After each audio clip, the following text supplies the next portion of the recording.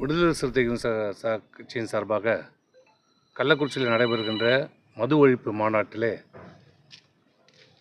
நான் அனைத்து இந்திய அண்ணா திராவிட முன்னேற்ற கழகத்தின் சார்பாக கலந்து கொள்ள இருப்பதாகவும் அதிலே நான் பேசப்போவதாக சூளுரைத்திருப்பதாக சொல்லி சில கருத்துக்களை பதிவிட்டு நியூஸே அந்த செய்தியை வெளியிட்டதாக சொல்லி ஒரு போலியான தவறான பொய்யான ஒரு பதிவை சமூக வலைதளங்களிலே பதிவு செய்யப்பட்டிருக்கிறது.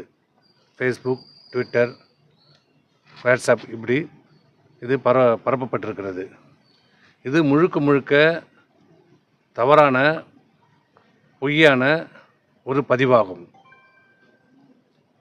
இது திட்டமிட்டு என் மீது களங்கம் கற்பிக்க வேண்டும் என்பதற்காக இந்த குற்ற செயலை செய்திருக்கிறார்கள். இப்படிப்பட்டவர்களே இதை நியூஸே இந்த செய்தி பொய் என்று, ஃபேக் நியூஸ் என்று மறுத்திருக்கிறது. ஃபேஸ்புக், ட்விட்டர், வாட்ஸ்அப்பில் அதனுடைய அதிகாரப்பூர்வ கணக்கில் மறுத்திருக்கிறது, செய்தியும் வெளியிட்டிருக்கிறது.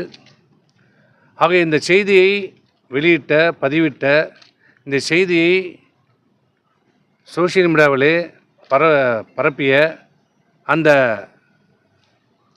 குற்றவாளிகள் மீது உரிய நடவடிக்கை எடுக்க வேண்டும் என்று காவல் நிலையத்திலே புகார் அளித்திருக்கின்றேன்.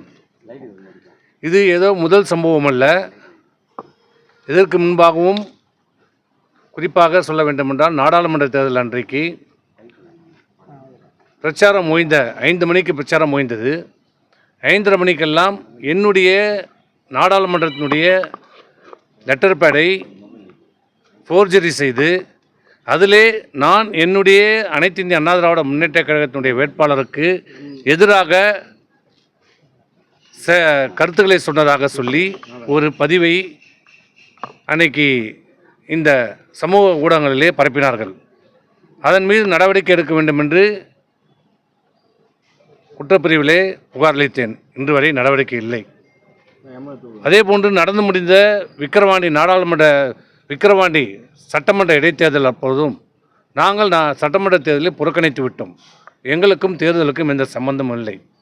ஆனால் அந்த தேர்தல் பரபரப்பு அந்த உச்சக்கட்டத்தில் இருக்கின்ற போது நான் ஒரு குறிப்பிட்ட கட்சியையும் அதனுடைய தலைவரையும் தரகுறவாக பேசியதாகவும் அவர்களுக்கு வாக்களிக்க வேண்டாம் என்று நான் சொன்னதாகவும் சொல்லி பொய்யான ஒரு தகவலை மீண்டும் இதே சமூக வலைதளத்திலே பரப்பப்பட்டது. அதை குறித்தும் காவல் நிலையத்திலே புகார் அளித்தேன். இன்று வரை நடவடிக்கை இல்லை. அது மட்டுமல்ல, திமுக ஆட்சி பொறுப்பேற்று இந்த 3 ஆண்டு காலத்திலே என் மீது எனக்கு பல்வேறு கொலை மிரட்டல்கள், அச்சுறுத்தல்கள், ஆபாசமாக பேசியது, பல்வேறு கிட்டத்தட்ட 23 புகார்களை நான் இதுவரை கொடுத்திருக்கிறேன்.